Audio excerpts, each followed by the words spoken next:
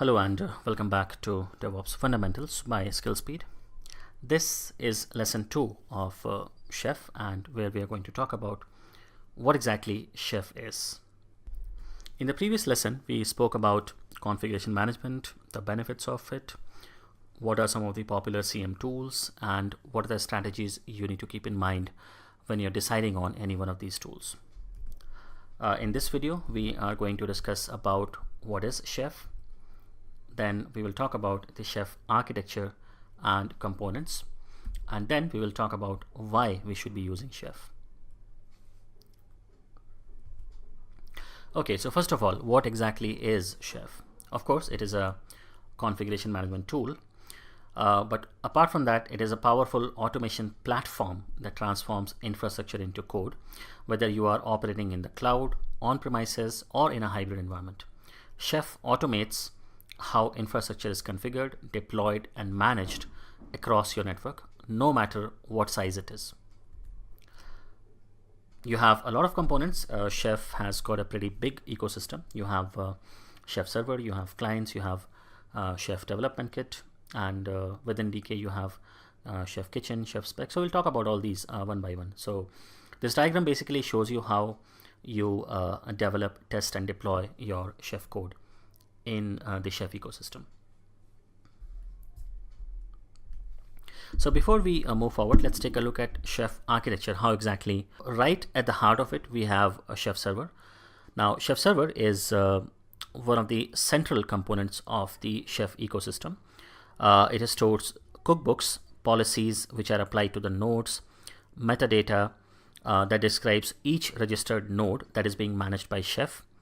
Now the nodes use the Chef client to ask the Chef server for configuration details such as recipe, templates, file distributions, and a lot of other things. So Chef server acts as the centralized repository of your complete infrastructure. The next component which we have is the workstation. Now, typically, if you have, let's say, 4 developers, all of them will have their own workstations.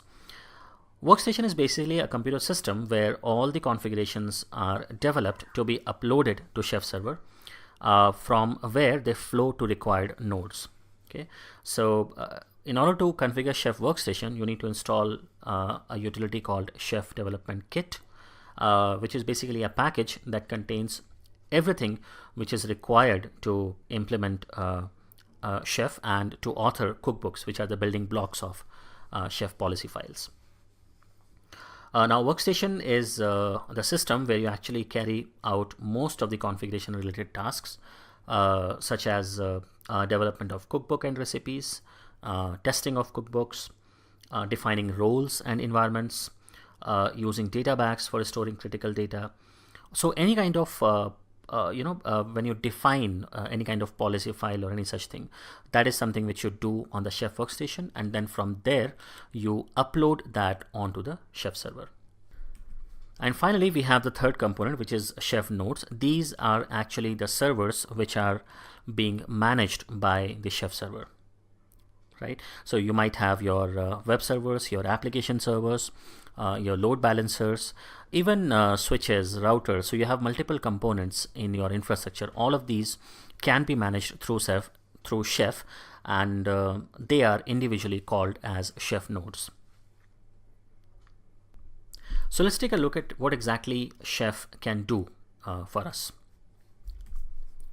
First of all, it can provision the server and the infrastructure components for us. So as we have seen already, it's not only about the servers. You can manage the physical servers, the virtual servers, virtual machines, cloud instances, routers, switches. You can manage and provision a lot of these components with the help of Chef. And of course, configuration management, which is at the heart of the Chef capabilities. With the help of Chef, you implement infrastructure as code in your infrastructure. Application deployment. This is something which you can do very nicely with a tool like Chef. You can completely automate the process of application deployment, and you can achieve end-to-end DevOps with the help of Chef.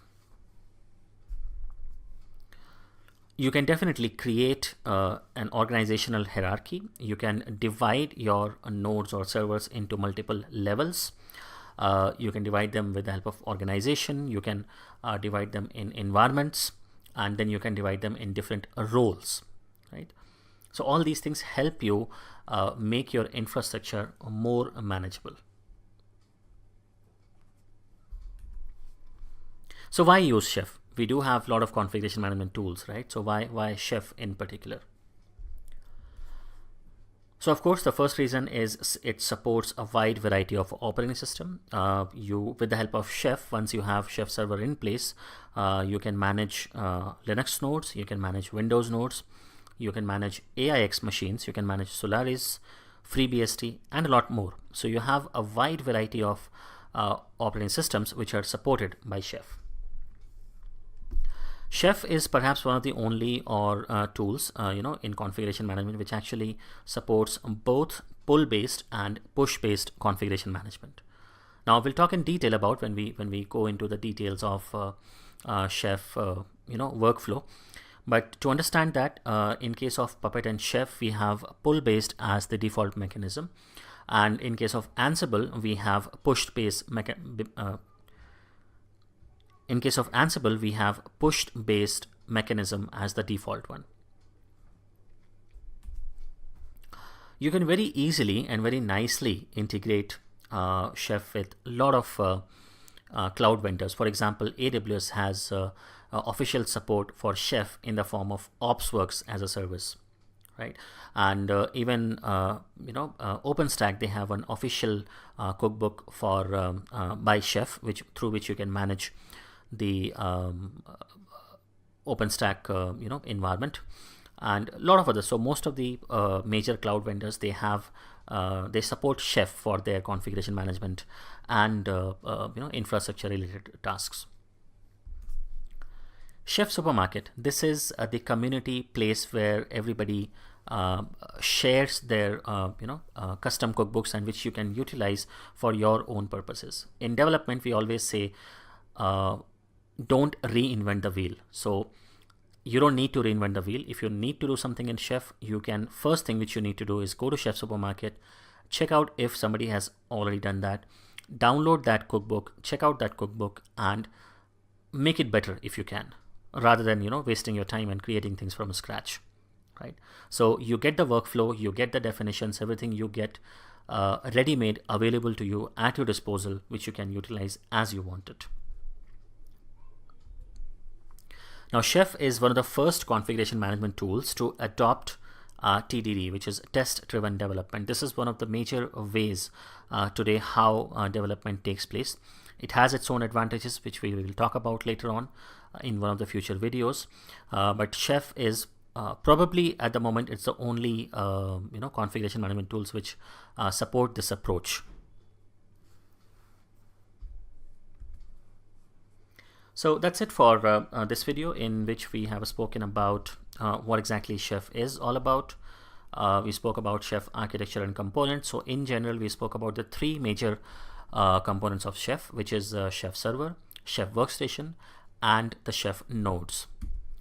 And then finally, we spoke about some of the benefits to understand why we should be using Chef. Feel free to raise a support ticket if you have any questions. Thank you for watching, and see you in the next video.